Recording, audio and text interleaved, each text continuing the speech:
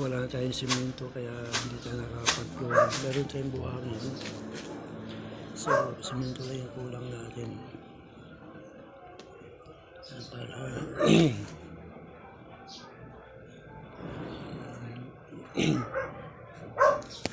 sana meron mag-donate ng simento kahit mga 10 sakong simento tsaka 15 sakong buhangin. So kailangan natin para makumpleto ng ating flooring, no? So binatan naman natin flooring yan. Sa sunod tong taas naman yung ating second floor. Meron tayong second floor dito para sa mga manggagawa natin. Yan. Yung mga natin yan. Ano din sila. Yan. So ito yung ating flooring. Sana bago dumating ang anniversary ay magawa ayos to para dito tayo magsicelebration ng anniversary dito sa church natin sa Roma. So yung ating CR, ayun, ayos yung ating CR. Ito yung ating lababo, gagawin pang lababo natin dito. Ito, yung lababo yan.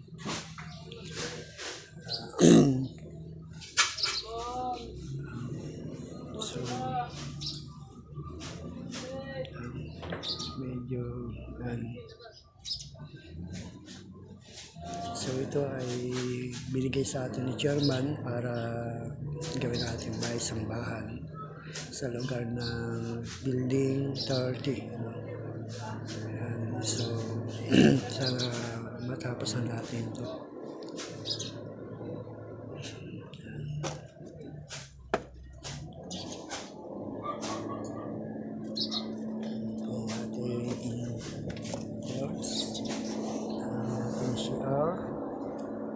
Ayan.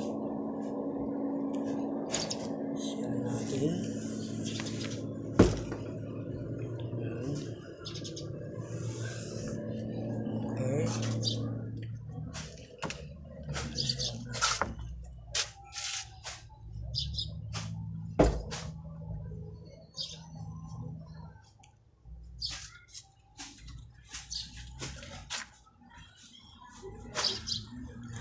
Ito hanggang dito natin flooring. So yun na lang nakita natin po flooring. Sana ay merong mag-donate ng simento. So kailangan pa natin dito mga 10 sakong simento para dun sa flooring. Ang halaga ng simento ay 195 ang halaga ng simento ng bawat isa. Tapos yung mga ating naman buhangin, ang isang sako niya ay 45 ang isang sako. Yan. So kailangan natin ng 15 sako na buhangin. At yung ating stage, yan doon sa dulo ng ating stage. Yan. So may mga ano pa yan, pero pag naayos na ito, malilinis na lahat yan. Meron tayong nakatira dito na pangsamantala habang ginagawa natin to. So pinakabantay natin dito yan para hindi mawala yung ating mga materialis na natatambay.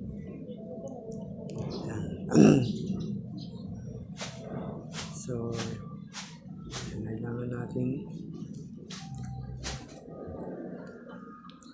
So kung kayo ay mga pinagpala ng Diyos at gusto nyo pong mag-donate ng simento, so lalagay ko po ang aking Gcash account sa baba para isend nyo po yung mga donation nyo para sa ating simento at saka buhangin.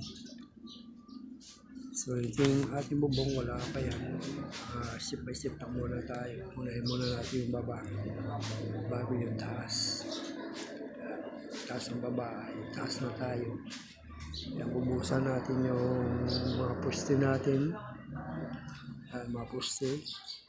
Bubusan natin. Tapos magbibiga tayo dyan. Bibigaan natin yan. Yung ating pero bago yan, so dito muna tayo pumukos sa flooring natin. Yan. So mga estimate ko rito sa flooring, mga 10 sakong simento pa ang mauubos. Yan. 10 sako pa. Kaya yan.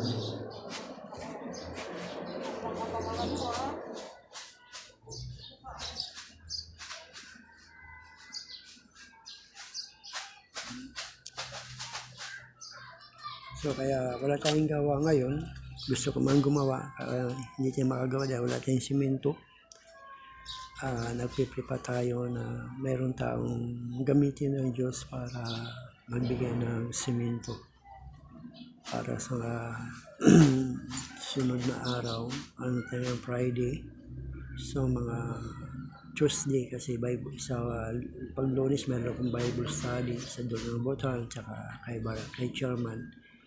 So yun aking Bible study. Ang aking pagtatrabaho dito sa church ay mula Martes hanggang Friday kasi kailangan matapos natin ito. Kung natapos na ito at naayos na at pupokus na siguro tayo sa ating mga Bible study mula Lunes hanggang Friday. Kasi dito sa lugar nito may mga coordinator. So bawat coordinator natin dyan ay meron tayong mga Bible study sa isang linggo, isang beses. So maraming building to. So bawat building ay meron tayong Bible study. Kaya araw-araw mula Lunes hanggang Friday ay magkakaroon tayo mga Bible study. So kaya ako po ay full time sa ministry. Umaasa lang ako sa Lord na yung aking pangangailangan ay ang Diyos ang nagbibigay sa pamamagitan ng mga pamamagitan nyo na tumutulong po sa akin. Pagpalain po kayo ng Diyos.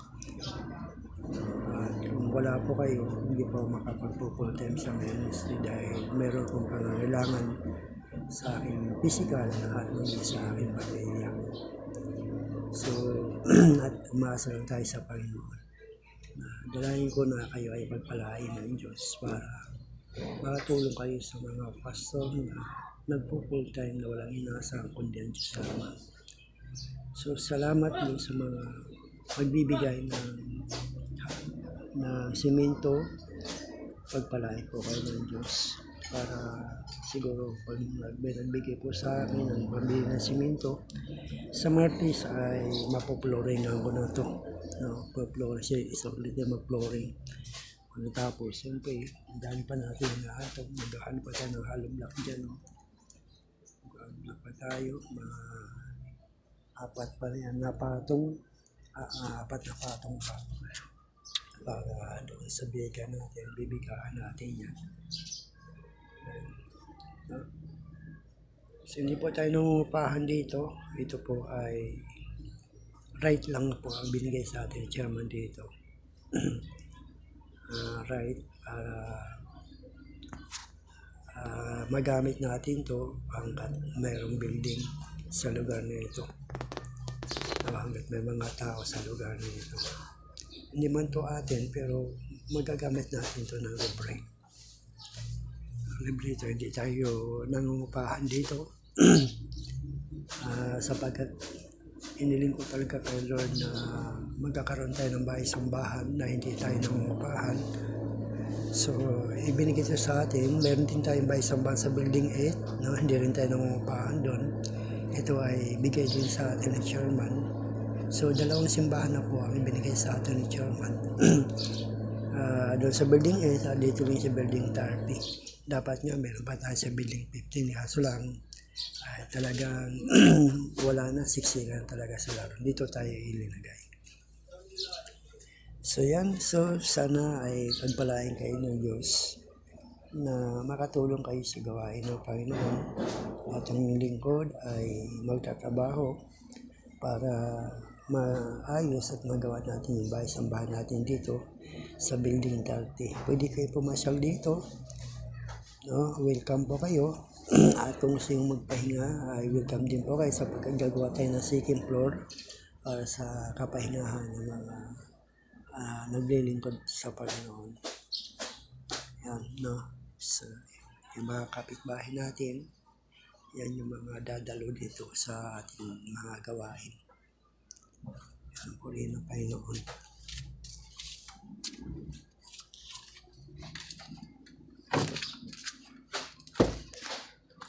Okay. Ayun na yung Diyos. Kung pwede tayo magsimula ng Bible study dito. Mayroon ng flooring. Talaga natin na yung araw.